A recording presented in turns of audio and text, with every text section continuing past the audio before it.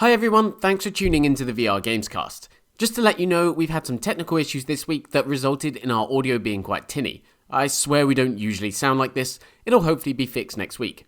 And yes, that's why you can currently see me waving around in front of the screen. And just so you know, we mentioned a Little Cities review in the podcast, but unfortunately we didn't get to record that bit.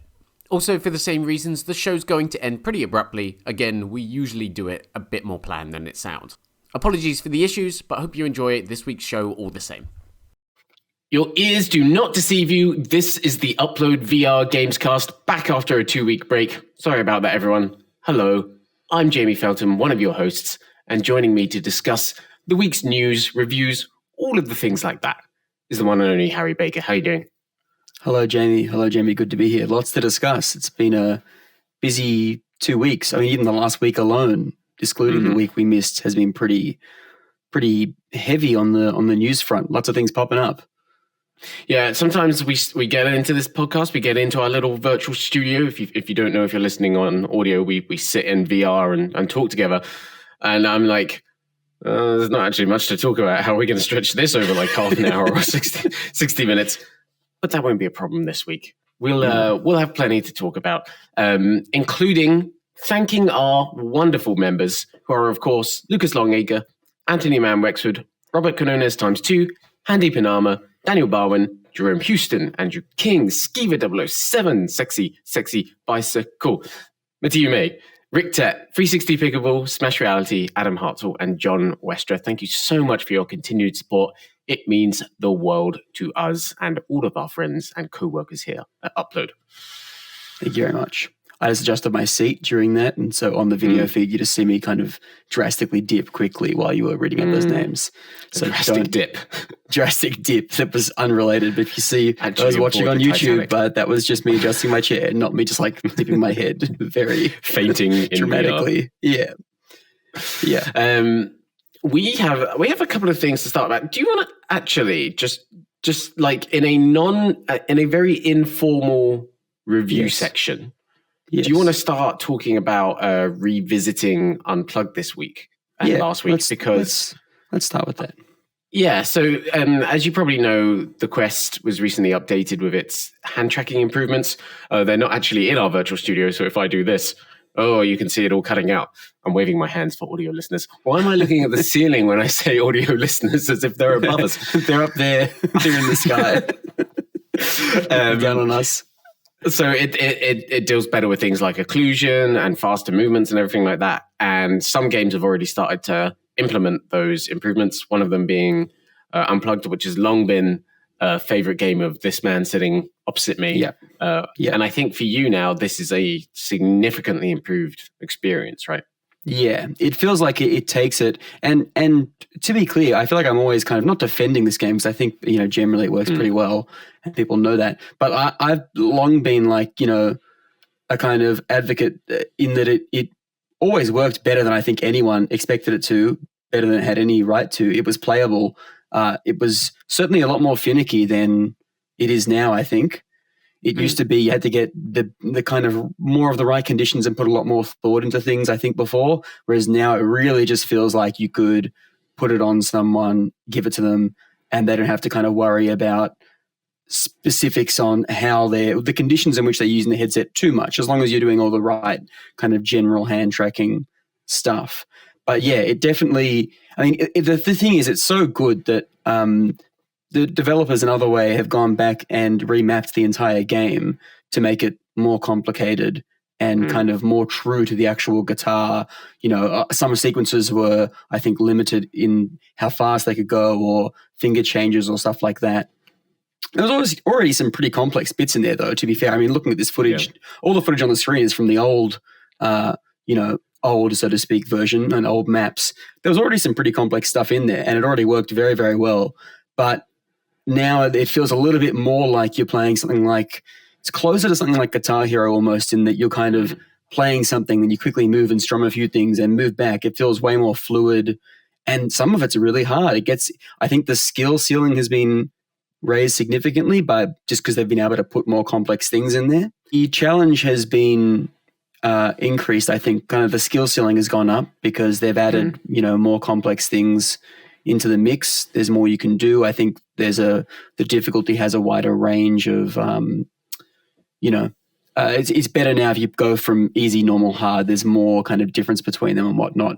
But the other thing too, which I think is important, is it's not just the hand tracking that kind of improves the overall experience. There's been a few changes they've made as well throughout the last couple of updates that really make a big difference, I think. One of them, to me at least, the biggest one, is that if you miss a note or you play incorrectly now, the audio of whatever the corresponding part you're playing will cut out like any other rhythm game, which makes a huge difference because that didn't used to happen before. It used to just be kind of, there was a bit of a disconnect because you'd miss the note, and if it was attached to the guitar part, the guitar would still play in the music. Whereas now the guitar will cut out and it makes a big like noise. Yeah, that was always one of the big things for me. It felt like you were literally just kind of miming along to a recording because of that. So adding that back in, or adding that in for the first time, will be a big thing for me, I think. And even I think too, because sometimes you don't always play the guitar. Sometimes you play bass, even though you're playing on a guitar, you're playing the bass part, or even sometimes vocals and stuff like that. And I did notice parts, I think, too, where like the bass would cut out or whatever. They have mapped it to, I think, the various parts. It's mostly guitar, but so that makes a huge difference. That, as well as, what was the other big change? There was another one. It's blanked my mind. That is the huge one though. In terms of making it feel more like you're doing stuff, there's more feedback. And there's also the new songs, right? Like the first riff pack is out, and they did and that's still they're hard thing. Are they really? Yeah, there was a Slayer one. I can't remember which Slayer song it is now, but it was really it felt a bit like, and I part of me worries it's going to get like Beat Saber, where the packs just get increasingly hard and then the difficulty's thrown off. But it definitely felt like there was an evolution of, I played the Slayer track and I was like, oh, this is actually, I've got to really, like, I tried to do that after not having played for a while, and I went back and played the other stuff and then worked my way up to that and tried a few more times. And it's difficult. So yeah, I mean, now I just think I would have confidence throwing someone into this, who is less experienced with VR, or who I'm demoing VR to. Whereas before, I always felt like it wasn't the kind of game I would do that. Yeah. I still did with some people, but it was kind of like, oh, there's a chance that it just doesn't work very well. Now it's kind of like, I did it. You tried it with people? I did it at Christmas, and with someone that like whenever I see my family, there's like one member that's like, okay, where's the VR headset? I want to do more of it. Yeah. So I was like, try this, and it just wasn't really working for them. Yeah. And again, that like kind of disconnect in the songs, and they were like, I can see why that's cool, but I'm not really getting the Guitar Hero feeling. And so if it's easier to do that now, that's huge. I think there's way more of that now. And I think the other thing is too, when I played this the first time for a review, back in, on release, I often ended up basically making a whole proper setup where I had like a specific area I knew worked well, with sometimes even a ring light if it was like nighttime. I had very specific conditions that I was like, I found what works for me with this game. It's a pain to set up, but when I do this, it works best for me. And you can probably find what works best for you as well. Whereas this time I put basically zero thought into that stuff, and it seemed to just work pretty reliably. Nice.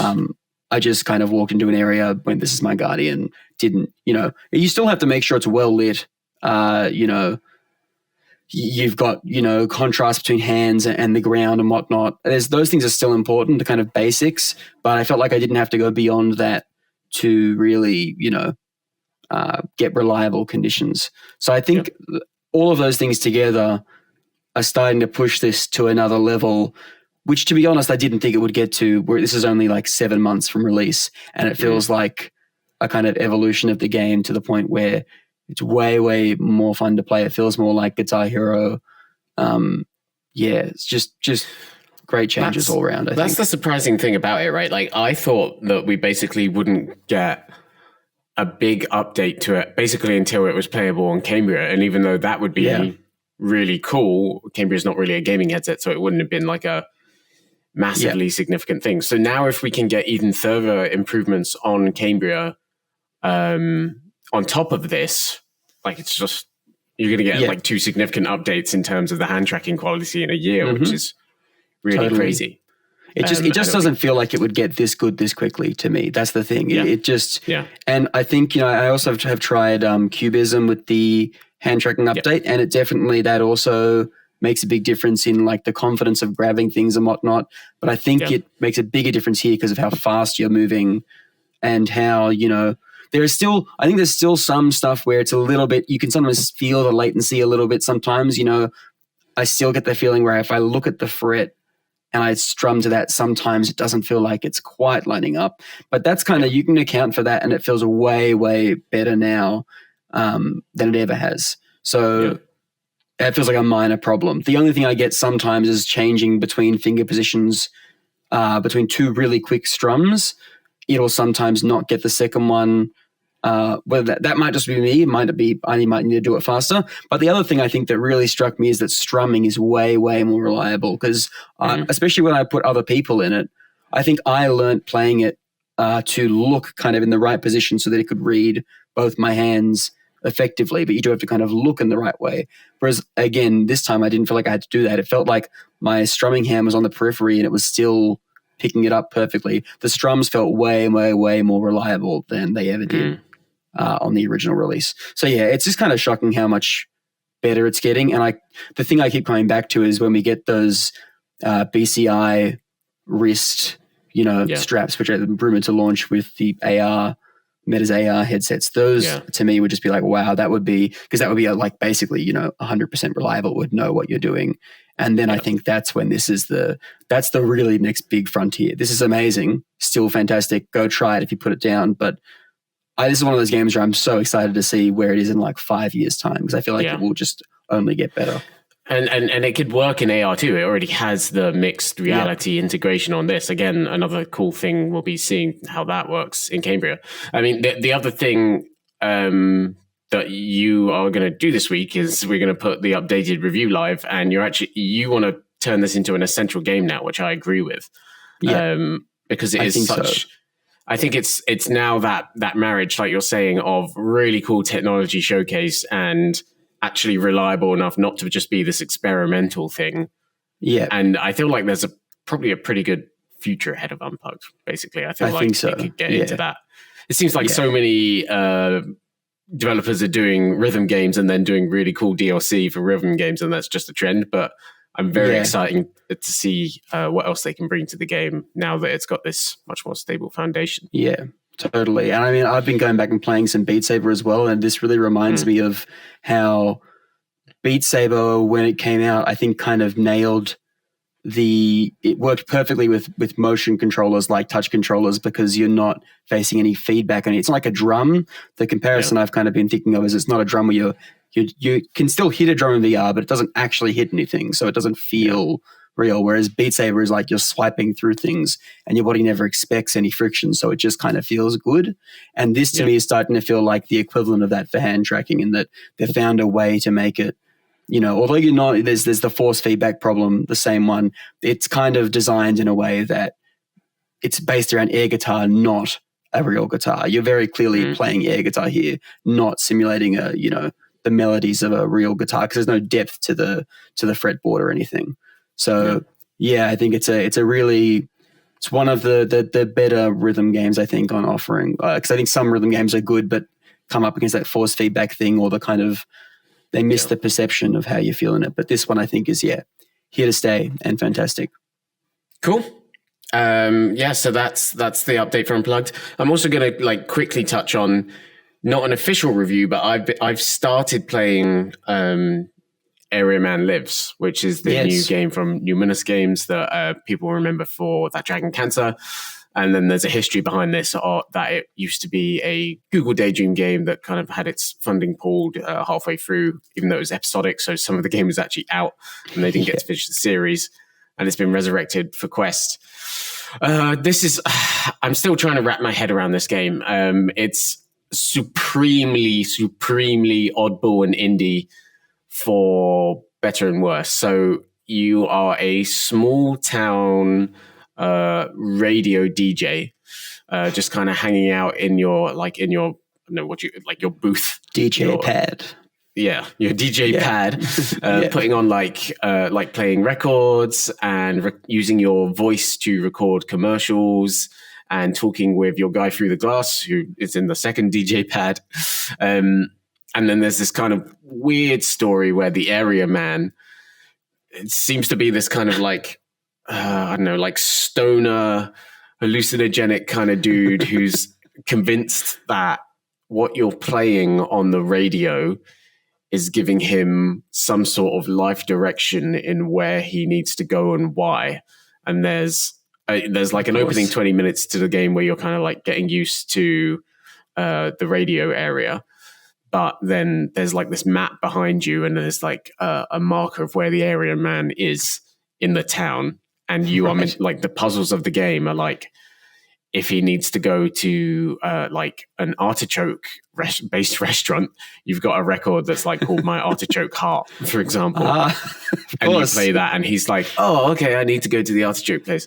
And he moves along. And it's almost a radio drama in how much story there is to it. So the area man is played by, I can't remember there's 3 actors, but the only one I can remember right now is Joel McHale is in it. I did. He's not the area man. But yeah, I can't remember either. So someone who plays Schmitty in something, and a journalist. So everything I'm talking about sounds really, really cool. And I love how oddball it is. I really, really do. For me right now so far, and I've played maybe 2 hours, it's a strangely incoherent and hard to get into game. In terms of the story is so like dense and the story is so dense. So there is a heck of a lot of that thing that we always talk about of just sitting and listening. You do have an interesting environment to sit and listen to, and the performances are quite good. Yeah. So that's kind of like that helps it for sure. But the puzzle bits where the area man doesn't know where to go, sometimes you're on like a timer to solve them, which is only like 30 seconds. And if you don't solve them, you go back about, I don't know, like 2 or 3 minutes ahead of that. And you hear like an abridged version of the story so far. And there's like no way to like skip through the dialogue and everything like that. And it's like, guys, sounds frustrating. This is a serious flaw where I don't want to play this game anymore because I don't want to sit and just replay those moments over and over and over. Yeah. So it has that roadblock to it. There's also just there's like weird things where like if someone's delivering some key dialogue and let's say I hit the like play the news button in the radio station, then just 2 pieces of dialogue just talk over each other. Oh no. And there's not really a way to like stop it. Yeah. So, and then there's the interaction side of thing of where it was built for Daydream, which was, not a platform with 6 degrees of freedom controls. It had the VR pointer and everything like that. So even though there are some fun interactions in it, there's this kind of dated-ish feeling to it. So I'm going to try and hopefully get through a bit more of it today. Hopefully have a review by the weekend. Right now, as much as I want to celebrate the weirdness of it, I don't think I could go with a recommended unless things pick up in whatever the second half or last 3 quarters or whatever it is I've got left to play. Did you ever play this on Daydream? Like, did you play the first episode or 2 or whatever? I played the first episode. Yeah.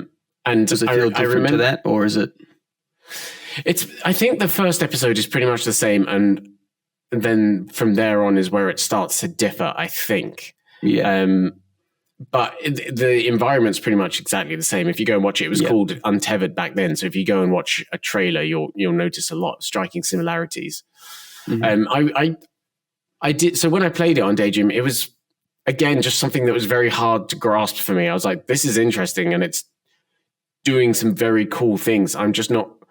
I feel a little aimless sitting here, and since going back to it on Quest, I feel less aimless, but also there's just a lot of things that need tidying up and polishing to make it a much more coherent experience. It feels very incoherent, is what I sounds like. It's kind of stuck between 2 eras, essentially.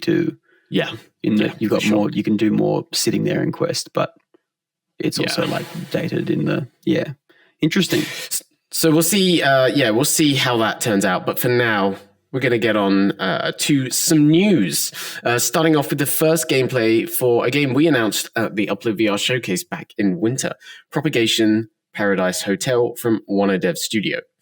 This is a kind of, if you might have played the first Propagation. It was a PC VR game from 2020, like a wave-based zombie shooter. It was released for free, but there was also like some premium co-op DLC, and it went down really well. People really, really liked it. Paradise Hotel is going to be like a full single-player campaign where, kind of in that Dead Island way, you're stuck in a hotel, as the name suggests, and you're just doing the classic zombie survival stuff of going around getting resources. Like using limited amount of ammo and everything like that. I think this looks pretty cool so far. We're seeing like the players sneak through like darkened corridors. You know, there's lots of physical interaction in terms of opening doors, inventory systems, reloading, and everything like that.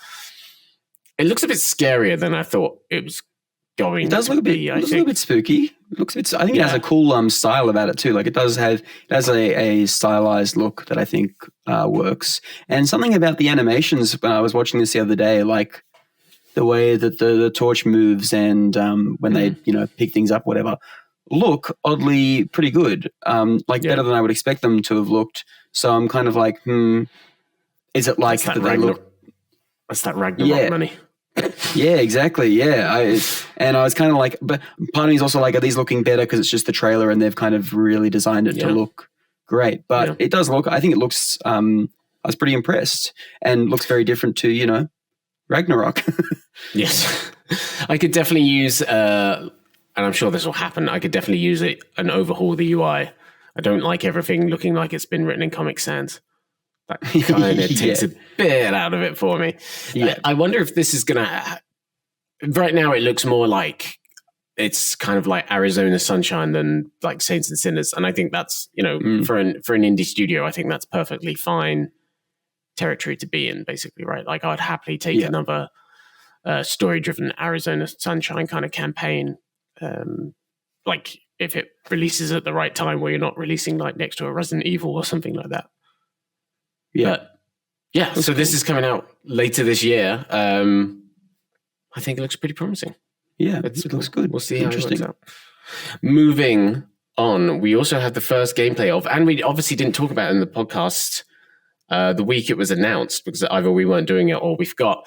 We have the first gameplay of F1 2022 in VR. So finally, the annual F1 series is getting VR support, which I can't believe it's taken this long. Obviously, financially, it probably only makes sense to start doing it now. But finally, we're getting like a whole game with optional VR support from the Codemasters developers who have done obviously VR support for things like Dirt Rally in the past. I actually can't wait for this. Really? Surprisingly. Are you an F1 person? Not in the least bit. I don't follow it. Even a little. So you don't even know the big drivers that everyone loves. You don't watch the Netflix series that's going sending everyone crazy. There's an F1 craze here at the moment in Melbourne because we just had it here. Oh, really? Like they had the annual F1 race was like, I don't know, a month ago or whatever. And, everyone was walking around with their little caps on. I mean, I know of it. I don't follow it, but, I know of it. It feels like everyone here is, everyone I know is now suddenly an F1 person. And then the closest I've got to being an F1 fan is watching the scene in Iron Man 2 where Whiplash tries to kill Tony. I just watched that like 2 weeks ago. Yeah. What a great scene. No. Arguably the best scene in that movie is the F1 scene. I think this is not an MCU podcast, but I could speak for days about how much I love Iron Man 2. Anyway. Look, I'm not saying I don't think it's bad. I think it's arguably the best scene. I like Iron Man 2. Anyway, F1, yeah. Okay, we're probably getting into the American football territory again here, but looks great. I drive the car fast, round the track, feel like you are the F1 driver. That's what VR is all about. I want it. Yeah. And this is PC VR, right? Yes. Yeah, it's just PC VR. The game is out on other platforms as well? It's on PS4 and PS5. So okay. Hopefully next year's edition, I would say. Maybe they'll do PSVR 2 integration rather than go back and add it to this one. Yeah. Yeah, because you want it on console as well, right? Because that's where it's gonna like probably be the most seamless, smooth transition, rather than it being like, okay, launch the game in flat screen, turn it into VR on PC, and then like suddenly 70 drivers are like, what? No. That's how PC goes. Yeah. Right? I didn't even realize this was a yearly franchise. That's how much the popularity of F1 has peaked recently, and I've heard about it, that I had never heard of this game or that this franchise was a yearly thing like FIFA until now. So there you go. Yeah. It's one of the things that's big in the UK, and obviously it's a Codemasters game, and I think it was last year that EA bought Codemasters. So now it's like it's kind of the same thing as Squadrons. It's another EA game with optional VR support. Who would have thought that EA would be probably the publisher with the best track record in VR gaming at this point in time? Kind of weird. Kind of weird. Very strange. Let's get on to the next one. We're just fast firing through this news today. What juicy news have we got next? What little nuggets of info? We've got the release date for the Twilight. We're going to enter the Twilight Zone in VR. So Funtrain have announced that Twilight Zone VR is coming to Quest 2 on July 14th. It's also announced for PSVR, but I don't think it's arriving at that date. Developed by a UK studio called Pocket Money Games, who you might remember for Dimension Hunter way back in the day, for those that remember the days of only PC VR gaming. And we know this is going to be free, kind of like unique to VR Twilight Zone tales. So you'll be, witnessing weird supernatural events. I don't know what kind of like gameplay element there will be to it in terms of like gameplay, have we? No, not yet. We've got like a tease of kind of some mixed reality integration in this trailer we're playing right now, but that's like Funtrain is very well known for the fantastic Tarzan VR trailer, so I'm hoping we see more of that, but it's not an indication of what the game is give me a Twilight Zone song. Give me like a song and dance number. Yeah, I hope so. Yeah. But I think it's such a cool idea for VR, like free Twilight Zone episodes where anything could happen, right? And hopefully they just really play with the medium and do some really kind of trippy, crazy things. Hopefully. They're like meant to be like crossing different genres. So one of them's kind of going to be like horror themed. One of them will be sci-fi themed. And then they also have different writers as well for each episode. Right. So it is really like almost like a TV episode kind of. Yeah. You get something different in each one. That's cool. Yeah. And Rob Yescombe, who wrote The Invisible Hours and Farpoint, and I think worked on Alex, but also even has some stuff on Netflix. He's behind one of the episodes. The screenwriter of 40 Acres is behind one of the episodes. And they also say the game will launch with 3 episodes. So I guess there's the inclination that if it's successful, you could keep adding to it and bringing new episodes to it, which I think is a really cool idea. That's cool. This was announced before this week, wasn't it? Because I completely forgot about it until late 2021 it was announced. Yeah, that's right. Because I saw this week and went, oh, that's cool, and just forgot it had been announced. Then I was like, hang on, this was already announced. Yeah. So it's this, and Funtrain also announced The Exorcist 2 at the end of last year, which is going to come back with co-op support and also developed by Pocket Money Games. So that's cool. Looking forward to both of these.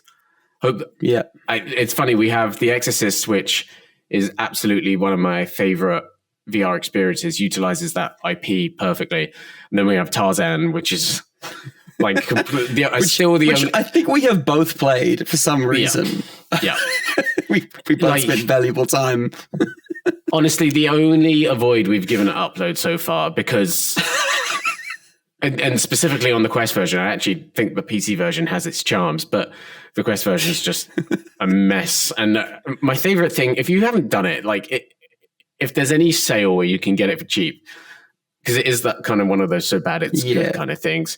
Yeah. There is nothing quite as terrifying in VR as seeing a gorilla run at you at full pace and thinking, oh my God, I'm going to be killed by a gorilla. It's but amazing. then it just stops and starts talking to you, and somehow that's even scarier. What the hell is going on? That whole experience was just the way you could run up to like the goons and just like go, and just like bang them on the head. And you had to hit them like 15 times, and they kind of like crumpled to the ground. And then another gorilla would come barreling up to you, and then I think it was like, was it like lines from the old radio show playing? Yep. So obviously it had this clear love for the source material and everything, and I very much respect that about it. But it was just such an odd experience. Yeah. God, I should stream that again at some point. Anyway. Yeah. This is coming July 14th to Quest 2, so I'd imagine we'll be seeing some gameplay or new stuff from it soon. Maybe I even know when we'll see some new stuff from it. Maybe it might be at certain events like Upload Run. Moving on. There's already an update for Cities VR, which is really, really good because we're going to get into Little Cities in a little bit. But I think there's been a patch this week that kind of starts to address some of the complaints and concerns you had about the game when you reviewed it a couple of weeks ago, right, Harry?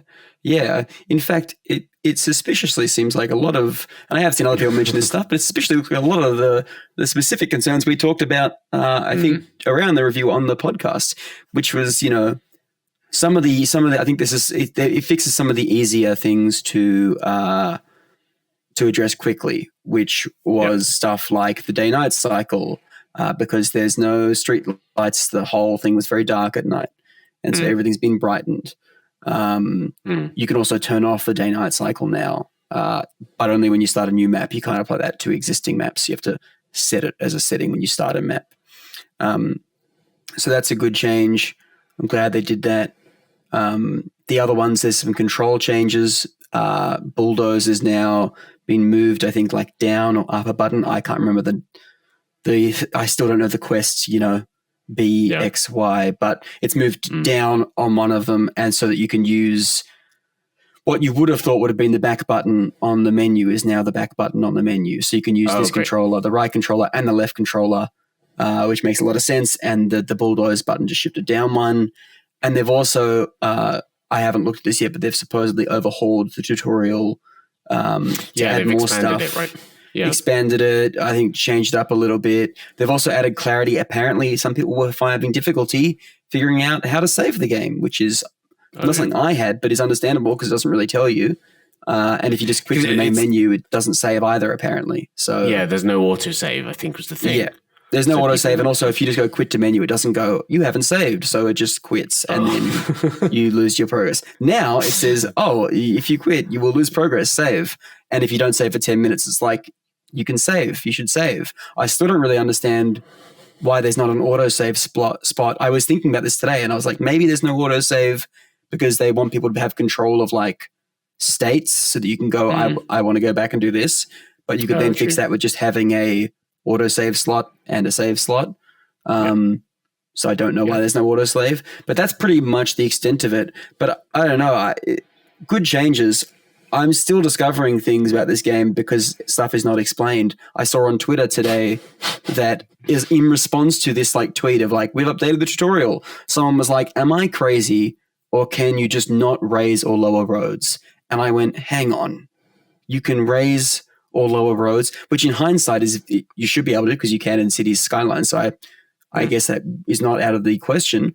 And then Fast Travel Games or the Cities account or whichever responded saying, yes, just hold the grip button when you're placing a road and you can move up or down and make tunnels and make bridges. And I went, what? Nothing explains that. And apparently, I mean, I didn't even know if that's I haven't tried the new tutorial. Maybe it's in there and this person hadn't looked at that either. But it's just one of those things where you go, how was I ever meant to know that? I literally I reviewed the whole game and had no idea because it just never explained it. I remember Fast Travel did like beta testing over March. They had like 2 or 3 weeks there, and it just to me, it's like, what were you doing? This should have come out in like June, right? Like it clearly needed a couple more months of just shoring up the user experience at the very, very least. At the very least, visual problems aside. Because June is when it's going to get its first major content update as well, which is like what's involved in that? It's called like a metro and traffic routing update, which, you know, only a city simulator fan could get excited about that name. Yeah. But the traffic routing update, guys, woo! But yeah, so that'll be interesting. I also am not sure if the traffic was ever so dire in this version of the game that I needed to route it, but maybe that's just because I, you know, didn't get to the point where I was really congested or whatever. So, yeah. But I don't know. I think what's interesting is that the more I've looked at the reception of this in various spots, like on Reddit, on our comments, on Oculus Store reviews, you know, today I was on the Oculus Store page for it and I saw a review that was like, love this game. It's pretty crazy. There's no way to fast forward time just because I think that's mentioned once quickly, and it's like you have to turn the controller to the side and hold it down. And they'd amended it and been like, oh, actually, there is one. Never mind. And I'm like, everyone seems to have a different understanding of what you can and can't do, or they've missed things, or, you know, so I think that speaks volumes to, you know, it's not just the same things everyone's missing. Yeah. People seem to be missing different things depending on, you know, what you find as yourself. The entire package is just like, there's so much actually to learn about it and so much depth to it that everyone, it's almost like a Dark Souls or an Elden Ring where everyone's just like, sort of discovering the features themselves. Yeah. Which I think is kind of also, that is because the original City Skylines is a bit like that when you play it on PC.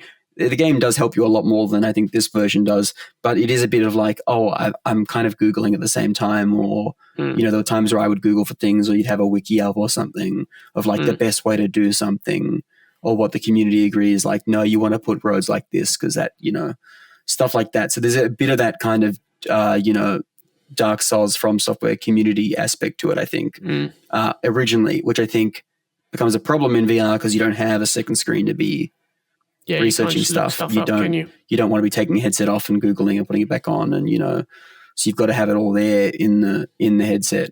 So yeah, it's super interesting seeing the almost interpretations of what you can and can't do in this game because people are confused about what features are there and what aren't and what not. Cool. Well, we'll look forward to trying out that update. And again, very, very shortly, we'll be doing Harry's review of Little Cities. Before that, though, it is Mech Mania here. Little Mechs and Mechs VR. Basically. Let's start here again. Let's start out with what I guess you would call the Little Mechs of the two, because it's the smaller studio, I think. This is World of Mechs, which has just been announced for Quest, and it is a 8-player online mech battler with a single-player campaign as well, 20-mission single-player campaign, they say. 32 different mech classes with unique abilities. Jump into the cockpit of them and go head-to-head across 5 levels with 4 modes, like Team Deathmatch, Assault, Domination, those kinds of things. And it's looking good. Yeah. It's interesting how many mech games we've seen recently. Obviously, the big thing this is going to be compared to is Vox Machina, which I think was a really successful conversion of a Quest of a mech experience to Quest and PC. We've only got about 15 seconds of gameplay right now, so it's kind of hard to tell what, like, too much. Yeah, exactly. What the surprising factors, the real hooks of it will be, other than the uniqueness almost. Yeah, and the same, I guess, the control scheme will be the big thing to look into as well. Is it all going to be button based?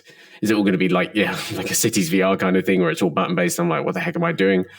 Or is there going to be some like actual intuition to it, like a Little Cities, where even if you just play it for the first time, you're like, oh, I can reach out and touch that and grab that, and that's what works. It reminds me also of virtual reality too, even some of the art style, the cartooniness of some of the effects. But that also is similarly, that's very intuitive in terms of you just grab things, that has that whole system that was the part I really loved about that game. Which when I see this, it actually made me think today of like, oh, why haven't they done anything like that? Tentaclaws, maybe they could put out some kind of standalone, mech battle royale thing with that mechanic, because I think there's a big potential there. But you'd love to see that take, for sure. Like they would do such a weird take on multiplayer VR with that, wouldn't they? Yeah. Kind of like Nook, right? Like in those guys, the half and half guys doing really interesting, weird experiments with social VR. Like that'd be really cool. Weird Rocket League. Yep. So this is coming soon. And speaking of weird Rocket League, the other mech game to talk about is the first gameplay for Ultimechs. Yeah, it is a bit Rocket League, isn't it? Yeah. A bit Rocket League. This is just Rocket League. Oh, is it? Wait, see, I'm getting confused with the mech games already. Have you seen this? Oh, yes. No, okay. Yeah. So this is Resolution Games, and this is... I watched this earlier today. 2 mechs versus 2 mechs, or 1 mech versus 1 mech. In an esports style arena, you launch your... I don't know if it's rockets or a rocket fist, but I'm going to assume it's rocket fists. Look at that. You launch your rocket fists at the ball and try and hit it into the goal on the other side, basically. Well, isn't this just knock then? Or is it knock or nook? I can't knock, right? Knock. It is kind of that, but I think it's nook, isn't it? Nook is... No, it'd be called knock. No, knock. That's what you do. You knock a ball. Because the arrow would be knock. Or you're just trying to aim at the nooks and crannies. That is Rocket League again, but that's a bow and arrow. Because teleporting here, it looks like too, right? Yes. So you have different nodes on the map. Locomotion. Yeah. Yeah. Okay. Different modes on the map, and so I kind of feel like it's almost like Rocket League maybe meets table football. In that, you have those. You say it was 1v1 or 2v2. Or 2v2. Okay. Surely 2v2 would be the most interesting of that. Combo. The big thing about it, that doesn't work, does it? The big thing about it is you can steer the rocket after you've launched it. So just take aim and fire at the ball, but then I'd imagine using motion controls or whatever, that's when you're going to duck and dive and weave out of the way. Because otherwise I think it would be really, really hard to play this. And that's what I'm kind of worried about. I think it looks hard and might be quite frustrating. Because I really liked, I played just a little bit of Knock, but I really loved that. And I think what I'm not seeing in this that I saw in that was that you can quickly get to the ball by that horribly motion sick inducing movement system. But, you could kind of pull and skate around and shoot the arrow and get closer to the ball. Whereas this teleport system, I kind of go, even with moving the rockets, how am I going to get the ball goes behind me, then I have to turn around, teleport, Yeah, and what if one player is already on the spot that I want? What happens then? And or it's just 1v1. It is resolution, and at the end of the day, that's true. When it comes to building multiplayer VR experiences, fun social VR experiences, I trust them implicitly. Yep. It's not my type of game. I never got into Rocket League, and I never got into. It's just not so much fun. Yeah. I'm terrible at it, but it's so fun. There's two resolution games, right? There's the ones that make this and Blast On and everything, and then there's the ones that make Demio. This is the same studio, just in case you want. I just mean there's at the studio. Yeah, but I know you mean. You can tell this is the Blast On. Yeah. And I'm very much more on the Demio side of things, but I really appreciate this, and I'll definitely be interested to dive in and see if they get something deep and interesting out of it, for sure. Yeah. When are we getting actual Rocket League in VR? That's what I want. When am I driving a car? God, you're talking about being sick and you want to play Rocket League. Well, hey, that's not have a cockpit. It doesn't have a cockpit. Yeah, and then you go up a 90-degree angle and go upside down. Yeah, so what I'm thinking is I would hold the steering wheel and I don't know, I'd accelerate somehow, and then I can launch up and then the steering wheel turns into a airplane pilot up, like Diddy Kong Racing.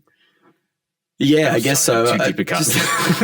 No, I just want to be able to. But no, actually, the more I think about that, it wouldn't work because then you get and then you have to fall back down, just free fall to the ground. You could maybe do some sort of you're suspended in the middle of your car, and your car is completely transparent. So if you suddenly went up a wall, you still keep the same viewpoint, but you just see the bottom of your car. Just give me a really horrible 1-to-1.